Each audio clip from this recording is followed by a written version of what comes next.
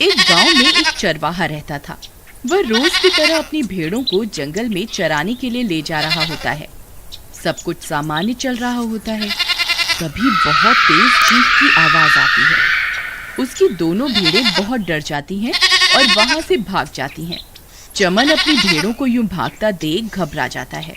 अरे ये क्या, ये कैसी आवाज थी? मेरी भेड़ें कहाँ चली गई? मुझे उन्हें ढूंढना होगा। फिर चमन अपनी भेड़ों को ढूंढता ढूंढता जंगल में बहुत अंदर चला जाता है, लेकिन उसकी भेड़ों का कोई नामो निशान नहीं मिलता। अरे यार, अब ये दोनों भेड़ें कहाँ चली गईं? अगर मैंने इन्हें खो दिया तो मेरी बीवी बहुत नाराज हो जाएगी। अब क्या करूं? कहाँ ढूंढूं इन्हें? फिर वह बहुत देर तक इधर उधर ढूंढता रहता है, लेकिन उसे कोई सफलता नहीं मिलती। तभी अंधेरा भी हो जाता है। मैं जंगल के बहुत अंदर आ गया हूँ। यहाँ तो कोई मेरी मदद करने वाला भी नहीं है। अरे भाई, कोई है? कोई मेरी आवाज सुन रहा है? चमन के इस तरह चिल्लाने से एक भूत की नींद खुल जाती है। अरे ये कौन है? लगता है मेरा शिकार आसपास ही है। तभी वह भूत चमन की आवाज का पीछा करते करते वहाँ पहुँच जाता है। आज तो मजा ही आ गया। हे भगवान, ये मैंने क्या कर दिया? भूत जी मुझे छोड़ दो। वैसे ही मेरी दोनों भेड़ें पता नहीं कहाँ चली गई हैं। मैं बिना भेड़ों के घर गया तो मेरी बीवी मुझे वैसे ही घर में घुसने नहीं देगी, और ऊपर से अब आप भी यहाँ आ गए हैं। आज का तो दिन ही खराब है।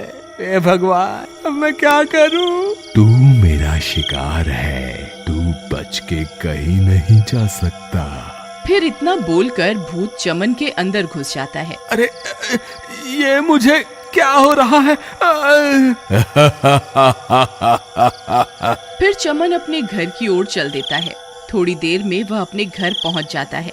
वहाँ उसकी बीवी पहले से ही बहुत देर से उसका इंतजार कर रही होती है और वह बहुत गुस्से में होती है। आ गए? कहाँ थे इतनी देर से? मैं कब से तुम्हारा इंतजार कर रही थी। अगर आगे से देरी से आए तो घर के बाहर ही सोना पड़ेगा, समझ गए? और ये क्या, भेड़े कहाँ हैं? भेड़ों को कहाँ छोड़ा है? कहीं उन्हें किसी को बेच तो नहीं आए? हाय राम! मेरा सर दर्द मत कर। घर आते ही चिक चिक चालू कर दी। चल जा, मेरे लिए पानी लेकर आ। अरे दैया रे दैया, तुम्हारी इतनी हिम्मत कैसे हुई जो मुझ पर हुक्म चला रहे हो? कल की मार भूल गए क्या? फिर से याद दिलाऊं? अच्छा, अब तू मुझे मारेगी? तेरी इतनी हिम्मत? रुक, तुझे अभी बताता हूँ। अरे मर गई रे, मर गई। अरे बचाओ बचाओ, कोई तो मुझे बचाओ। हाय रे, आज इन्हें क्या हो गया? इनमें इतनी ताकत कहाँ से आ गई? रोज तो मेरे आगे भीगी बिल्ली बनकर रहते थे, आज ये शेर कैसे बन गए? मुझसे गलती हो गई राजा जी, मुझे माफ कर दो। आप मेरे पति परमेश्वर हैं, आप जैसा कहेंगे मैं वैसा ही करूंगी, मुझे माफ कर दो। अब आया ना ऊंट पहाड़ के नीचे। चल जा यहाँ से और मेरे लिए कुछ खाने को लेकर आ। मुझे बहुत भूख लगी है। ठीक है, आप वहाँ बैठिए, मैं अभी कुछ खाने को लेकर आती हूँ। फिर उसकी पत्नी वहाँ से चली जाती है। अरे ये आज इन्हें क्या हो गया? ये आज ऐसा बर्ताव क्यों कर रहे हैं? कल तक इनकी मेरे आगे आवाज भी नहीं निकलती थी, तो आज ये सब कैसे हो गया? उसे कुछ समझ नहीं आता कि ये सब क्या हो रहा है। फिर वह चमन के लिए खाना लेकर जाती है। चमन उसके हिस्से का खाना भी खा जाता है। उसकी पत्नी हैरान परेशान होकर उसे देखती रहती है। फिर चमन पेट भर खाने के बाद सोने चला जाता है। अगले दिन सुबह होने पर, अजी सुनिए, सुबह हो गई, चलिए उठिए, काम धाम नहीं करना क्या? तेरी इतनी हिम्मत, तूने सुबह सुबह मेरी नींद खराब कर दी। रुक, तुझे अभी बताता हूँ। अरे भागो रे भागो, अपनी जान बचाकर भागो। हे भगवान, लगता है ये पागल हो गए हैं। फिर वो भागती भागती पड़ोस के घर में घुस जाती है। चमन भी उसका पीछा करने लगता है, लेकिन वो जैसे ही अपने घर से बाहर निकलता है वो जलने लगता है, क्योंकि वो दिन की रोशनी बर्दाश्त नहीं कर पाता। मुझे अभी वापस अंदर जाना होगा। फिर चमन वापस अपने घर के अंदर घुस जाता है। एक गांव वाला चमन को धूप में यूं जलता हुआ देख लेता है। वो हैरान परेशान हो जाता है। बाल बाल बच गया। मैं दिन में बाहर नहीं जा सकता। मुझे इस बात का ख्याल रखना होगा। अरे ये क्या, ये कैसे हो सकता है? चमन भैया यूं धूप में आते ही जलने क्यों लगे? जरूर दाल में कुछ काला है। मुझे ये बात बाकी सब गांव वालों को बतानी होगी। फिर वो भागता हुआ जाता है और बाकी के गांव वालों को सारी घटना के बारे में बताता है। कालिया भाई, मुझे लगता है इनके ऊपर किसी भूत का साया है। जब से कल रात को ये जंगल से लौटे हैं, अजीब अजीब सी हरकतें कर रहे हैं। कल रात को ये घर में पड़ा पूरा खाना खा गए, मुझसे बदतमीजी भी की और इनकी आंखें भी भूत के जैसी लाल हो गई हैं। तुम घबराओ मत बहन, चलो मैं तुम्हारे साथ चलकर देखता हूँ। फिर वे दोनों मिलकर उसके घर जाते हैं। वहाँ पहले से ही कुछ गांव वाले घर के बाहर खड़े होते हैं। फिर कालिया और अनीता घर के अंदर जाते हैं। ए चमन, कहाँ है तू? जरा बाहर तो आ। तेरी अनीता बहन के साथ बदतमीजी करने की हिम्मत कैसे हुई? जल्दी बाहर आ, मैं तुझे अभी सबक सिखाता हूँ। चमन को कालिया की बात सुनकर गुस्सा आ जाता है। फिर चमन गुस्से में बाहर आता है।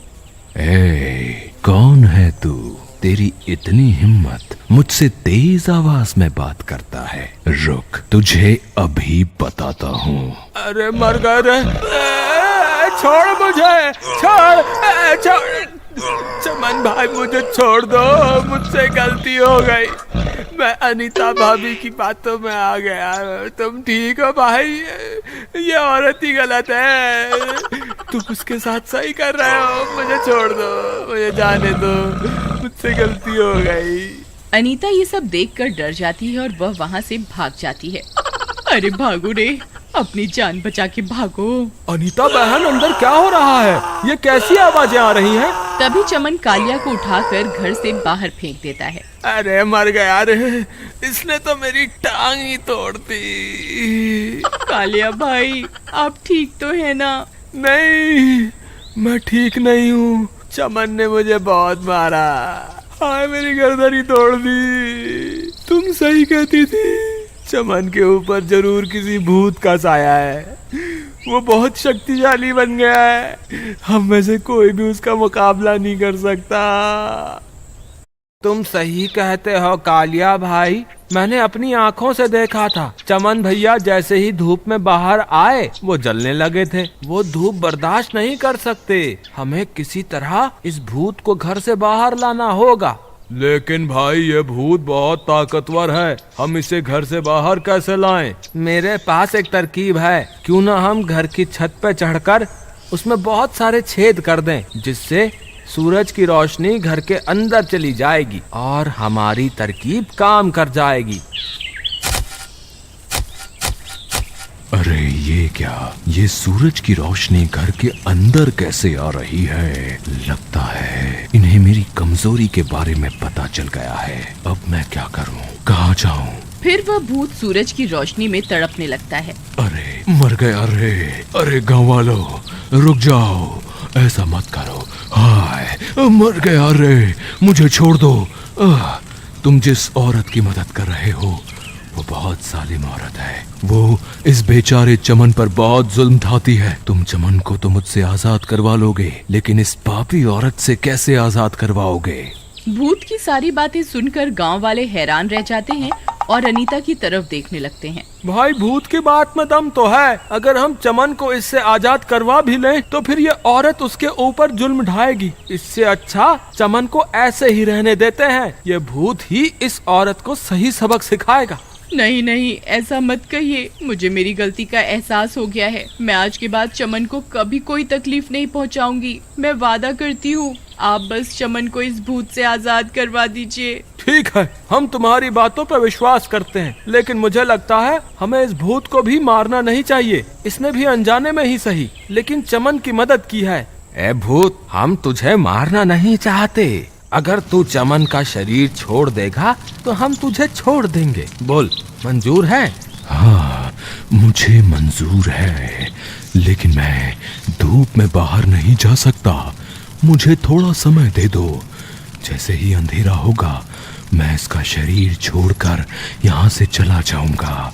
हाँ ठीक है, फिर रात होने तक हम सब यहीं इंतजार करते हैं। थोड़ी देर में रात हो जाती है और अंधेरा होते ही भूत चमन के शरीर से बाहर निकल जाता है। मुझे माफ कर दो, मैंने तुम्हारे शरीर पर कुछ देर के लिए अपना कब्जा कर लिया था, लेकिन मैंने तुम्हारी पत्नी को सही सबक सिखा दिया है। आज के बाद वो तुम्हें कभी नहीं सताएगी। फिर इतना बोलकर वह भूत वहाँ से चला जाता है। चमन की पत्नी को अपनी गलती का एहसास होता है और वह चमन से माफी मांगती है।